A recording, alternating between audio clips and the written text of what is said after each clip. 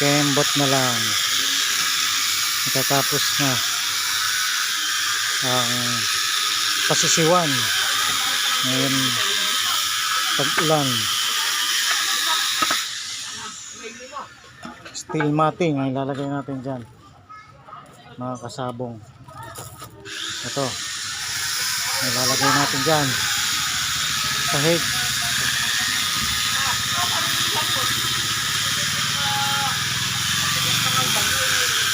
Lagyan natin sa bakulod, kalahati yung may kusot. Yan. Bukas naman pagoda na. Ganyan po ang style niya. Ito.